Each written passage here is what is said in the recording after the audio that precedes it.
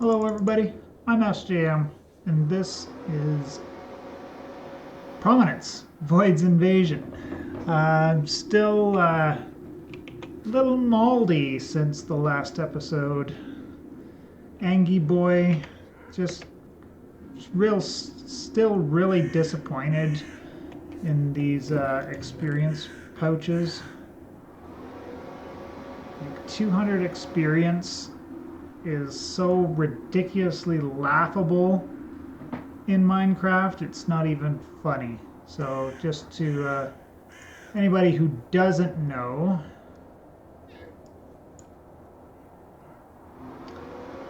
200 experience seems a little reasonable when you look here. So leveling up, total XP, about 200 gets you like level 11 and a half. That's somewhat reasonable, but that's just absolutely painfully nothing when you get up into like level 30, which is your standard enchanting. Costs 100 per level. Every level is 100, or growing obviously more at this standard enchanting level. Add to that in a pack like this, or packs where Archon might be used, which is the mod that those come from. You're doing higher level enchants, like with the better bookshelves and stuff. I think you can do level 60 and possibly even level 100 type enchants, and it's just super disgusting. So I got really, I wasn't so bad off, and then it's like, it just, when I looked at this chart, I'm like, okay, I'll just go and I'll find the configs for it and I'll change it. It's a little bit cheaty, but at least it makes it somewhat usable, whereas in its current state it's completely unusable in its current state because they're NBT items, and so they don't stack, even though you can have mods that will stack things with identical NBT data. Maybe they just don't have that functionality in Fabric or in 1.20 yet.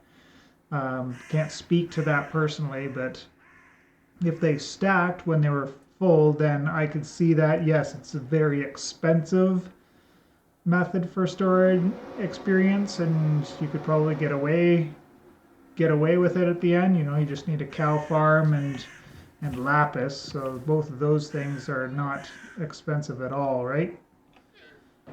Not in the long-term scope anyways. Anyways, enough ranting about these stupid experience pouches. I wasted a lot of levels just doing the one book yesterday. And then I also rewatched that video and got this. What did I do with it? Did I put it in here? There's the other kind of book. The techniques book, I think it is.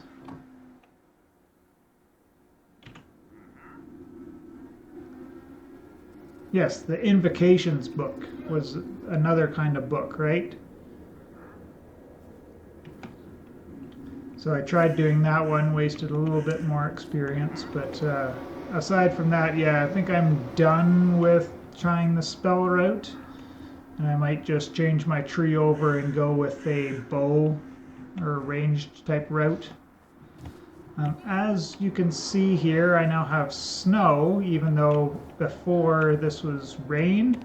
And apparently there are seasons in this pack, so that's pretty cool in itself. And if we look over on our mini-map there, we can see in the top right there, at the very bottom of the information, it says Winter Day 5. So that's pretty neat there. As you can see here and on the river, it's freezing over our water sources. That's bad news bears for our mana generation farm. Oh, and look at this, even one of my hydrangeas got snowed over and is now a frozen flower. I wonder if that'll come back come spring. But just to show you guys as well here, if you break these guys after they've been placed down, they have a usage bar or whatever you want to call it. But when they use up one of these water sources, because the one block will freeze there, it won't replenish again depending on which one fired. So if this one was frozen and this flower fired, it would refill because we had these two, but if this one fired, then it wouldn't refill because it doesn't have two adjacent water sources, and you run out of water. So this is now unusable for the winter. So I headed out to one of the Ad Astra. Oh, look at that. Even my endo flames are getting frozen over now. One of the Ad Astra meteors. So there's the two meteor types I think I mentioned at the beginning there. I happened to go to this one here. In the middle of the asteroid here, this one was made of obsidian and magma blocks and something else I forget, but that's what this cube was made of, and in the middle it had just a regular chest with some regular loot in it, but all around the outskirts of it had a ton of the coal blocks. So I got myself a half a stack or so of coal blocks there just so I could do some more mana generation. And while I was mining those out, these dropped out of the blocks of coal. Divine chestplate and the divine leggings. So if we look at the recipes here, they're not too involved really, but it does take some blaze powder to get to them. And like these, I don't see the fire resistance rolling into the next tier. But looks like it can deflect a hit once in a minute, and so I don't know what's going to happen if we get all 4 of these armor pieces going, but I'm interested in finding out, that's for sure. I need a place to throw these. Who dis? Ah, ghost, because it's nighttime. I'm gonna throw those guys away for now. What's wrong, buddy? What else did I do? I did a little bit of an exploration up into this snowy area because I wanted to see if I could find where the first boss was. I thought I saw a nice little hint here with this pattern in the snow, but this apparently just turned out to be one of the dungeons like we did when we came up here. That one that was kind of sticking halfway out of the ground. This one's sticking fully all the way out of the ground and kind of blends into, this is the side of a mountain here. So on the side of the hill there, it all kind of blended in, but all this stuff was sticking out. So yeah, nothing too special that I found in there, just a bunch of emeralds, which we're swimming in right now. And if you went back and watched that Lunapixel Studios video about the spell invocations and getting the runes, like he mentioned getting a villager and then making a trade for the runes. Easy Villagers was in this pack at one point, but it's not anymore. So you cannot pick up the villagers as an item anymore. You can still pick up the villagers using carry on, which is just if you crouch and right click. I now have a cow in my hands, so you can do that, but you can't go through the portals with them. And it's the one village is like miles and miles away. So, where is it? Uru is 900. So 900 blocks is a long way to carry somebody with carry-on because the speed buffs and stuff don't work when you're doing the carry-on, right? It would be moving at this speed instead of what I've gotten used to as a reasonable speed like this, right? So So at some point we will have to probably move base closer to another village.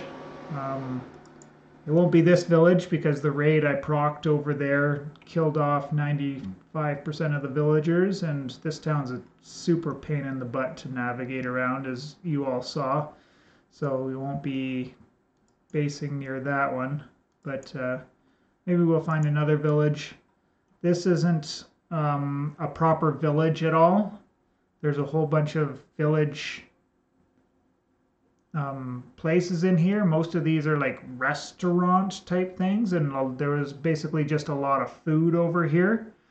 And up here ended up being a big pillager, a huge pillager outpost type thing, with this building being looking like a Japanese temple, like if you know what Himeji Castle looks like or something like that. That's kind of what this was stylized after. Looked Japanese or Eastern Asian in nature. Was kind of good because at the top of the tower I actually found the second kind of ender eye. So I found a corrupted eye. So now I have 2 of the 16 eyes that I need to go to the end. But that's super late game stuff for now. I am currently up just at 2 soul stars, so I'm not even anywhere close to being able to take on the first boss of the pack yet. It's been a while since I opened up the quest book, so this will take a second or two. But yeah, the Night Lich, so basically we just have to find it in a colder biome, and we have to find this big tower and fight the Lich, but I'm not, like I said, don't even have the items I need to go and fight him yet. Never mind having a decent enough build and decent enough gear to go. I've got the diamonds to get a set of diamond gear ready to go. We're up to, where are they now? 25, so I could make a full set of armor. But I'd rather find it, so I'm going to be doing, in the next coming episodes, I'll be respecking my tree completely out of all the frost, or out of all the arcane stuff. And I think I just might go down a rogue's path, or is there a warrior? No, not necessarily a direct warrior's path, but this is like the warrior stuff down this way, right? So I probably head down this way for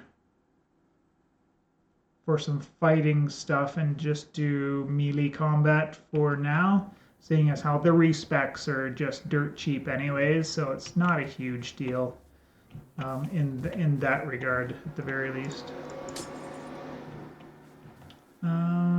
Give me a second. I think there was something else I wanted to talk about before we wrap up this episode up.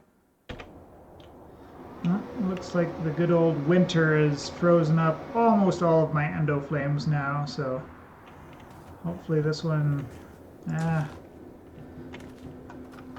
actually I shouldn't even be really worried, right?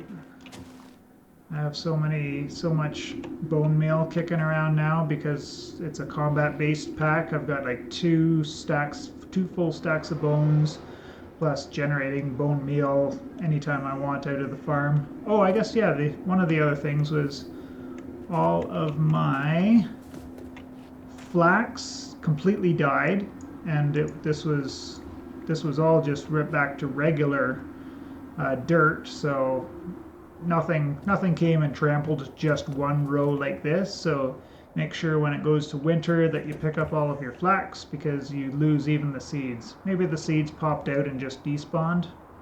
Not 100% sure on that, but just something to note there. And yeah, these crops aren't growing very much anymore, so don't rely on making bread year-round. Make sure you have other sources of food, which again isn't hard as long as you keep adventuring. There seems to be lots of food in chests around the world. Have a good supply of cows. And yeah, future plans. I totally forgot that we were going to finish doing some base work. So maybe we'll do that in the next episode, but kind of don't want to hang around here during the winter time anyways. But I would like to get the storage system up and running relatively quickly. So this is all still the same in here yet. I have a llama pet now. I just tied him up here for the time being.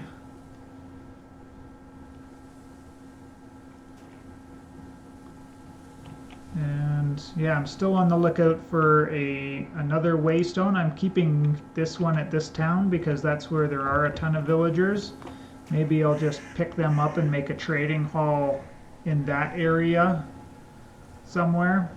Well, just, you know, redesign one, tear apart a couple of buildings and then just design a trading hall over there for doing things. I found an end rod in one of the towns in that winter biome, snow biome villages. That was way down here. Found just a random end rod hanging around, so that's kind of neat. I never came over to this building, so that's something we could also do. I'll be doing some more general exploring between episodes. Even though this looks like it could be something, I'm pretty sure it's not. I think that's just like dark forest biome. This is just a regular giant red mushroom, nothing particularly interesting there. But I like it. I like how it is interesting. Everything that's in the chunk, or not the chunk loaded, but the world loaded, has the winter effect here, whereas anywhere I haven't gone and hung out has no winter effect. There's a little winter effect here because I was exploring, or I was digging out all that coal blocks here. Anyways, that is enough rambling. This is a big do-nothing episode. You know, ranting and talking about stuff just because I'm a little bit demotivated. Stupid experience pouches, stupid experience systems. Not that experience is a huge issue, but it would be nice to be efficient with it. It just, you know, gets to me a little bit, obviously. Anyways, I appreciate you all for checking out this one. If you did, we'll see you in, well, not if you did, but we will see you in the next one.